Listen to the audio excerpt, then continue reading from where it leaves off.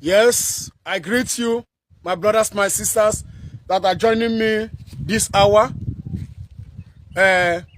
Short message. This message will not reach like 10 minutes, I believe. Now, this message is like a warning to all the Igbos. It's like a warning to all some of the evil people in Igboland. Now, we saw what happened in Igboland and what one of the popular prophets we have in Igboland, Evangelist Kobe, we saw what he said. Onosei met all the Igbos in college for them to return back home to develop their hometown, their state, their village. Mana, number one thing, all the Igbos, let us love ourselves. Nibo, let us love ourselves. Ojuku gara Lagos. Wulefu Nibo no Lagos. Ojuku belakwa. He cried. He was lamenting for what the Igbos built in Lagos.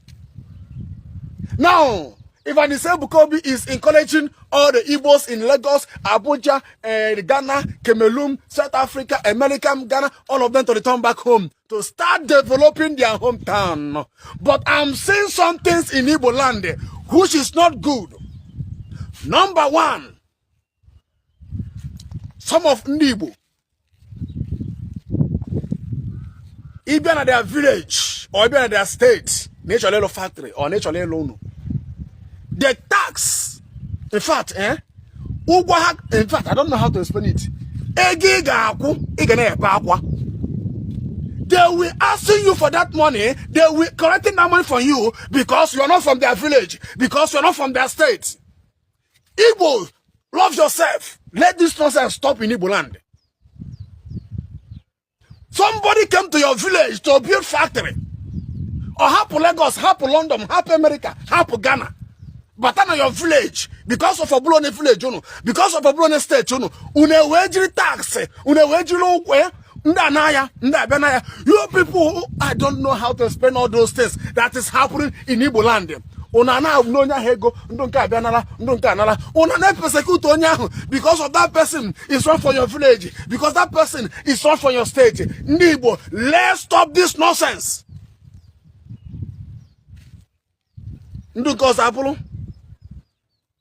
Nderesi madana iresiri onye ana onye ọzọ abekwa iresikwa dise na ana onye ọzọ abekwa iresikwa dise na ana ndu niile na-eme ife ahụ bụ the enemies of ndị Igbo.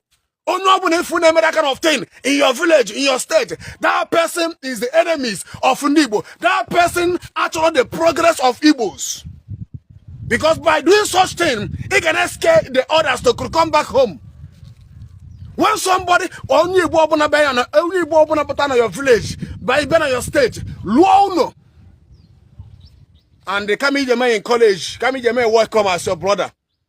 In a treat here because of his not from your village. In a treat here because of his not from your state. This nonsense must stop in Igboland. And all these people not to get married, not to get married in Igbo. Let it stop. Let it stop. This is this Igboland. That person is enemy of Igbo. That person actually the progress of Igbo. I want the betterment of Igbo. Achom the betterment of Igbo. Achom Kandibo. Can you wear the very good things? I need Igbos to be progressing, because what they are doing to Igbos in this country, only everybody is not happy, but it's spending me a lot to see in Igboland. When you come this place, Igboland, and you see some of Igbos, they will not love themselves. As long as you're not from their state, you're not from their village, they will maltreating you, persecuting you, taxing you. Igbo, love yourself. Stop this nonsense that people are doing.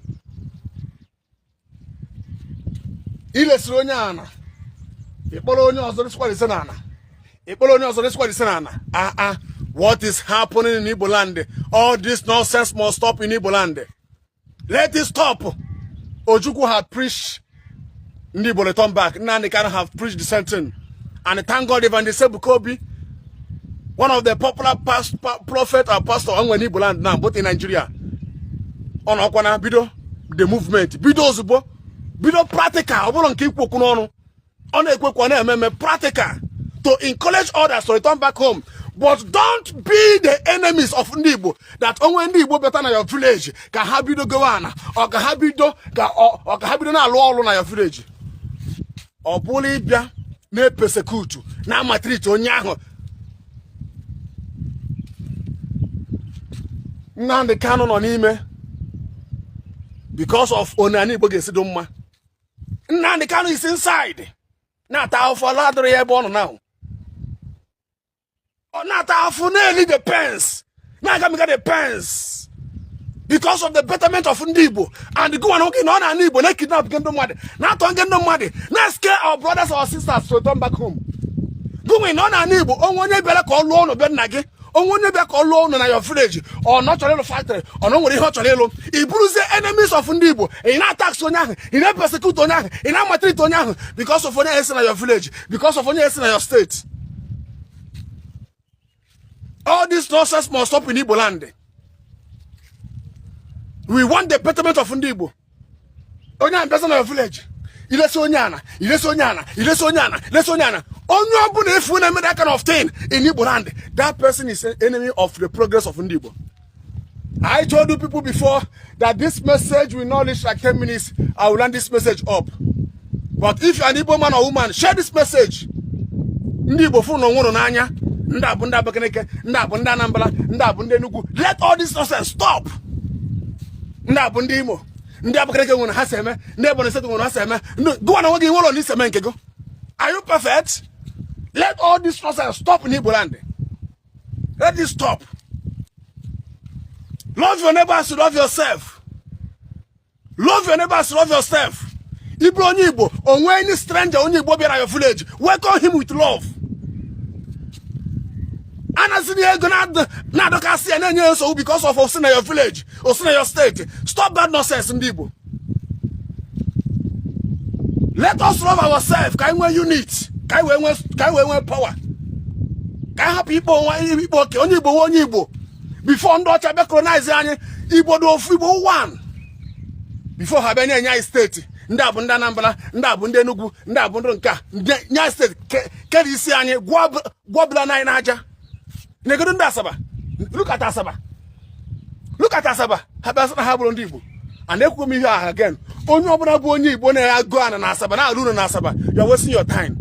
You're wasting your time, yes, because you saw what they did to us during the Biafran War.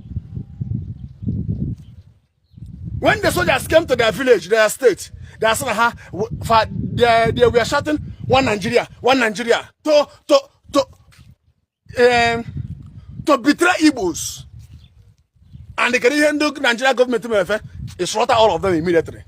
Leave us state by now when all of us are one. They seize the property of our brothers or sisters there. So these 5 states, Enugu, Ebonyi, Anambra, Abia, Imo, can we one love? Let us have one love. Let me stop this message here. All the Igbos we are one. Ebonyi, Enugu, Ebonyi, Anambra, Ebonyi, Imo, we are one. Let us love ourselves. Let us love ourselves and let us build our village. Let us build our state. Kanibo, Bro London. Let me stop this message here. Share this message and thank you and God bless you.